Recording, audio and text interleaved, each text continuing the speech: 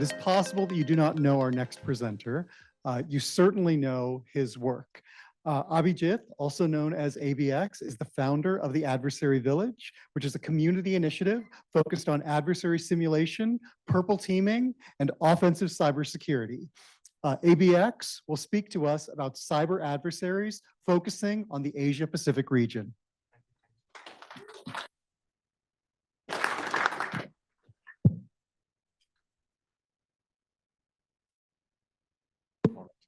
So my name is Abhijith.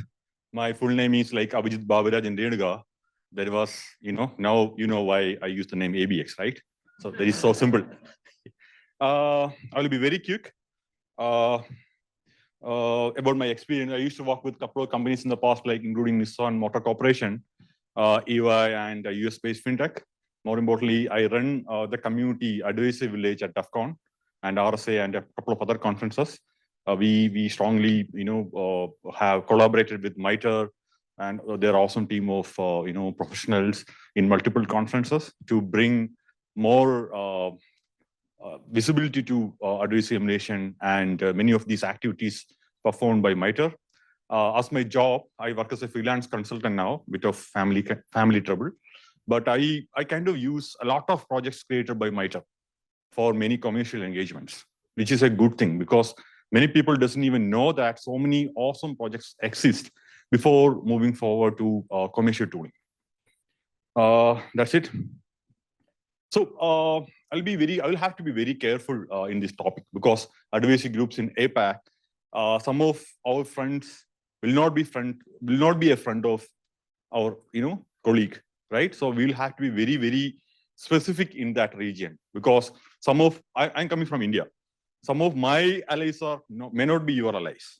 Some of your allies may not be my allies, right? So in that case, we need to be very careful when we talk about such threat tactics, because I was giving a presentation back in DEF CON, then I was talking about Russian-originated threat tactics, right? I have a few friends from Russia here, and during DEF CON, someone confronted me, asked me, we know that tigers are coming out of India as well. But I said, yeah, I cannot acknowledge that, but maybe something may happen, right? But because I need to go back to my country. I cannot talk shit about India and I cannot go back to my country. So yeah, I mean, the same goes for you as well, right? When we talk about attributions. So 3 common reasons: sophisticated adversaries without any attribution, geopolitical motivation, that is important, and critical infrastructure sectors, that is more into money, right?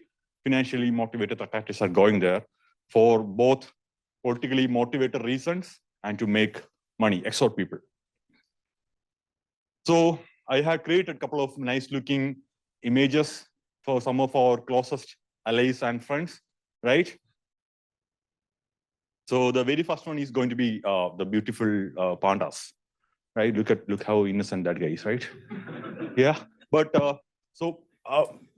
including India, many of the countries are getting targeted by these beautiful looking, innocent looking pandas, many targeted attacks. And one thing you can verify is, even if I was having a conversation with some people outside about sharing intelligence, threat intelligence. Even though we don't share threat intelligence between our allies, they do, right? If you're looking at 3 different variants, you can see that at least a couple of their TTPs are alike. Obviously, they are sharing infrastructure, they are sharing tooling, and they are also sharing other capabilities. That can be observed very easily. And so I'm using these examples because we have executed simulation scenarios for about previously mentioned threat tactics. So that's the reason I'm highlighting these 4 threat tactics here. So after Wicker Panda, then this is a attack navigator project. Before we run an emulation, we need to get approval from the management. So that is where we are using this, and from moving on to the technical part. So I was using Vector for emulating so and so threat tactics in some other area. I like Vector because they have a very fancy looking diagram. So even though we are doing most of these emulations, manually, we can present it in a very, very nice way to the management. So that's the reason. It is also very easy to walk through. That's the reason I use Vector. But MITRE also has a very, very awesome project called Attack Flow. That is also very easy to use. and Volt Typhoon. So recently it got some traction, right? The name again, another innocent looking, not so innocent looking panda. And one more thing is, look at the second point. They have used LOL binaries and the living of the binaries and scripts for to avoid detection. So even though we have different tooling, different defensive tooling, sometimes it is very hard for us to detect this tooling and deploy the defenses. And they are also accused of breaching Singtel back in 2024. And the Black Cat ransomware, because most of the financial institutions, they are getting continuous notification to emulate Black Cat in their environment. So I know most of the financial institutions in India and US, they are getting alerts from CISA and other government agencies to emulate the ransomware gang in there to make sure we can deal with such situations. And Mythic, obviously, I'm coming from India, right? So we have to do something for Mythic Leopard because they're continuously coming up with new tactics to target government officials as well as government organizations and also the common people. And now we know about the tactics. We did our research. We know about the tactics.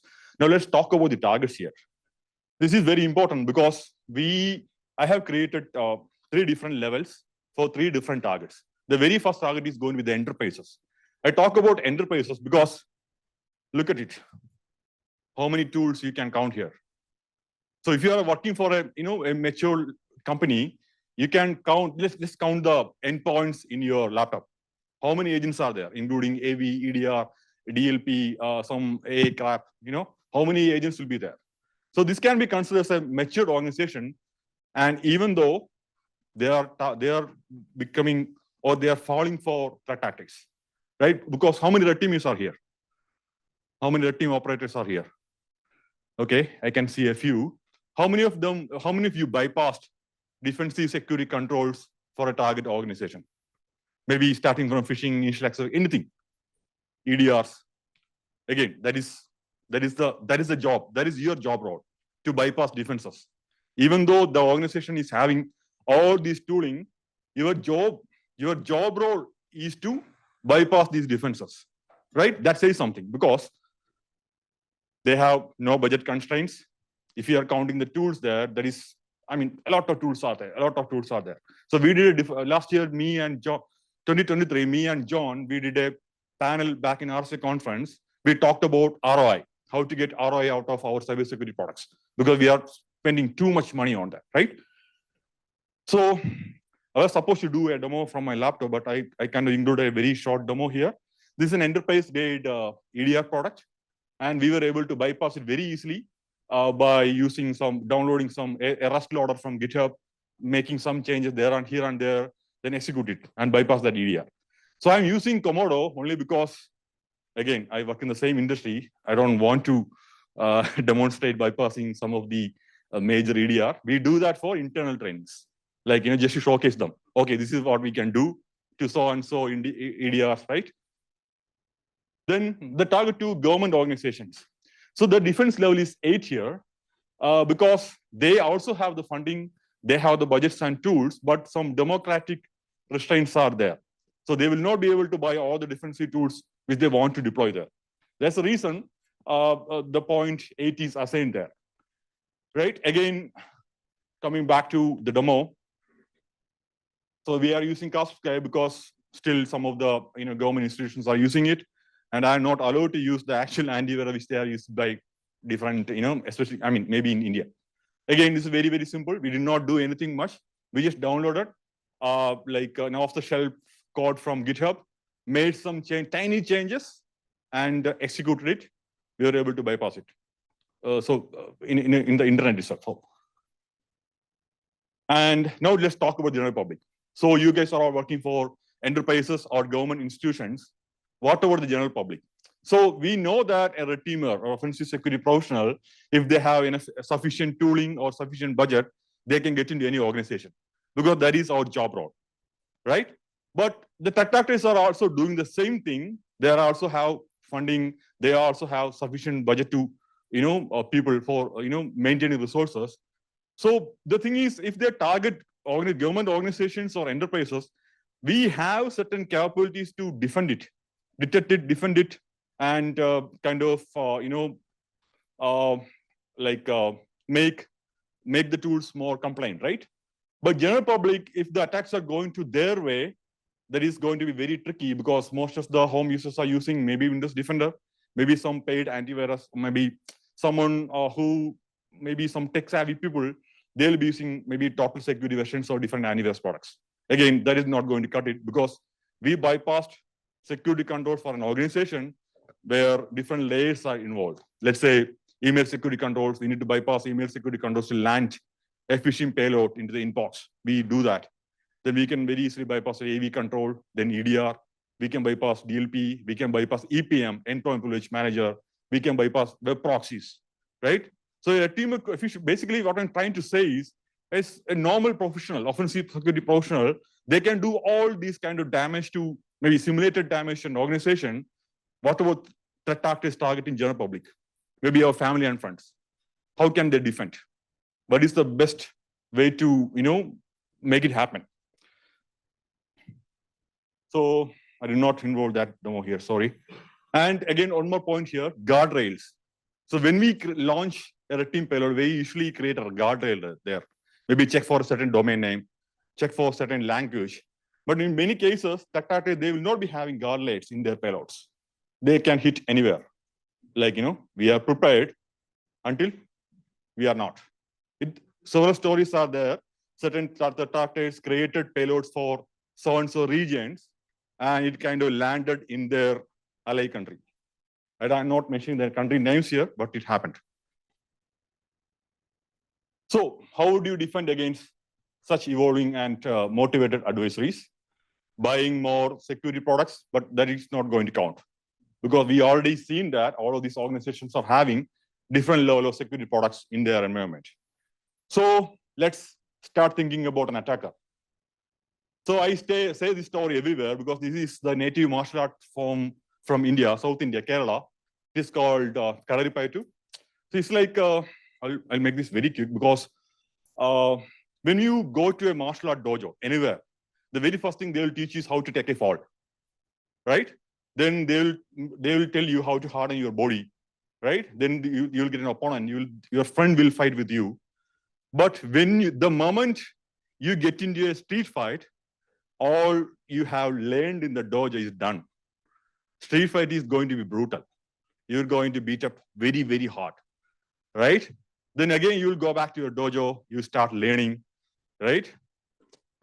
So this is a continuous process. Here, we can say that the street fighting is going to be an attack from a threat actor or a team, right?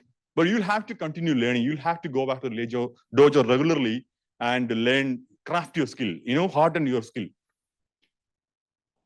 Again, defensive tradecraft or offensive, because we are paying so much money on our defensive tool set. But how about using our offensive skills to continuously validate it and make it better? For example, I'll give an example. I mentioned that I have used a very easy Rust loader to bypass certain EDR product. So any of your organization, if you are working as a red team professional, have you ever tried to download different EDR bypass tooling freely available in GitHub or GitLab and try to test it against your EDR or any endpoint product you have? That is going to be an eye opener, because you get to know that a lot of these open source tools, which are there for the last 3 years, they are still usable. They can still bypass your defenses. The very systems you are believing that will help you when the real attackers come, right? So this is a very, very simple example you can get started with. And case study. So I have created this team in multiple organizations. It's called IVA, Internet Vulnerability Research Team. What I used to do, like when it comes into vulnerability scanning and management, just imagine someone dropped a POC in a GitHub. So by the time your vulnerability scanner, that company picks it up, include it in their scanning module, and the company releases a patch, there is obviously a gap. That is going to be 2 to 3 days in some cases, right? So what we used to do, we used to search for such POCs or exploits found in the wild, we should test it against our assets. Obviously, we have to have an internal assets list. Then we kind of come up with the exploitability rate. Then we ask them to fix it. Otherwise, just imagine your vulnerability management team is sending you emails every day about new vulnerability comes into town. That is not going to work, right? So this was more like a focused approach, and it did work. And the Tyndall-powered adversary emulation, again, that is come to the threat informed defense. The one more thing I want to point out here. See, when I kind of freelance now. So when I go into an organization and tell them that, or if you're working for a certain company, your management, you are going to do a Tyndall-powered adversary emulation, or you are going to do continuous adversary emulation, that is going to be something new to them.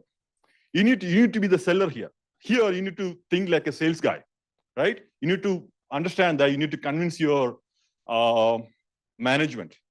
So in many cases, TAD has helped me to sell that service. Let's say we can tell them that this is a very, very approved project from MITRE, very awesome standard, which we can use to continuously validate our defenses and make our product work much, much better, right? So again, this approach, coming back to the previous slides, does it work for both government organizations and enterprises? Does it work? I think it would, because we have tried it for enterprises. It is working very well, and government organizations are considered to be on level down. We can also make it work for government organizations. Again, actionable threat intel, continuous security control validation, and defense improvement. Going back to the previous example, you have downloaded 20 different load days to bypass EDR, and you are thinking, okay, I'm done. The very next day, someone will be creating a new loader or new program to bypass maybe EPM, right? Your endpoint privilege manager. Then you have to go back to that testing scenario. That is called continuous security control validation. Whatever control which you are picking, you need to do it continuously, right? Sunil also asked a question, like what is stopping you from starting adversary emulation in your organization? You don't actually need a full scope team in your organization. You can get started with your blue team. You can get started with, in many organizations, there are a team called endpoint security products management. Their only job is to deploy and manage antivirus, EDR, DLP, those kind of products. We can also use that team, right? That is very, very easy to get started with. Here on, again, I know I have many friends in the commercial BaaS engagement, even though I tell my clients that for the year one, get started with open source product. Because I think Chris also mentioned about using many open source tools coming from MITRE and Canary, so on and so vendors. We can also start with open source tools, both dynamically or manually, in our organization. Then year two, we can move to commercial products, which would give you a lot of, accessibility or usability. So this is something I have created a couple of years back. Before before attack flow come into picture. So this is when the Folina comes, published. So our plan was to test Folina payload against our EDR product. But what I have created a different step, the entire scenario. Each step would validate on security control. So if you're looking at it, if you're sending an email exploit to the user, that is going to validate your email security systems. Then each point, the purple boxes, you can see that is validating something, right? Here we have used, this is the most, kind of a red team technique using default EC2 URLs or Azure URLs, because that will be widely shared in many organizations, right? So it was very hard for me to create, because I have used PowerPoint to create this. It was time consuming, right? It does not, I don't know, it doesn't go well in many cases. At that time, you can use attack flow. That makes it much easier, create attack flows and present it to the management as well. If I need like 2-3 hours to create this, for attack flow, I can maybe within 10 to 15 minutes, I can do the same. So again, continuous security control validation, again, it goes for all the endpoint security controls, your SOC systems, even for the policies. Again, bring maximum ROI on security products. I'll give an example. Let's say an antivirus product. Nowadays, many AAV products are coming with a feature that it can detect things which are happening on LSAS. But many people still have not tested it properly, maybe turned off sometimes. Again, so I'm skipping this slide because I need to. This is one more thing I mentioned about what would the general public do when the attackers come for them, right? So this is where the public-private partnership might be a good idea. I think in India, we already have this because central government started something. We can make a call to these people to report ransomware incident in our computer, in our machines. So what is next? Okay, so I have made up time, right? Conclusion, adversary exposure management, validation, that is kind of attack surface management plus a continuous adversary emulation. It's kind of a combination of recon village plus adversary village, right? Then, like I mentioned, breaking defenses from an attacker's perspective, that is much, much easier than you believe. When someone sells you a security product, we always believe that. We want to believe that it could help us from the tactics. But when you think from an offensive standpoint, attackers may find a way. And because as red teammates, we can also always find a way. Then other guys, maybe they are all like, skillful compared to us. They can also come up with a way, right? And the last point, emulate, simulate, then red team. It's like continuously perform attack emulation in your organization. At least perform dynamic simulation twice in a year, then red team engagement per year, at least. Then again, I want to showcase this image. I'm coming from South India. Elephants would be there, right? So just think about it. We know that what if an elephant is charging at you? The answers would be we can run, we can climb a tree, we can run in a zigzag model, right? We can drive away. Then the funny question would be, what would you do if an elephant is trying to jump on top of you from an elephant? Only monkeys are supposed to do that, right? But so this is what we need to expect in our current threat landscape. We don't know from where the attacks are coming. We don't know how to deal with it. So we need to always expect the unexpected, and we need to simulate the unknown as well. We need to think creative. We need to think outside the box. We need to come up with new attack scenarios and test it in our environment, right? And that is my blog, some contact info. Thank you.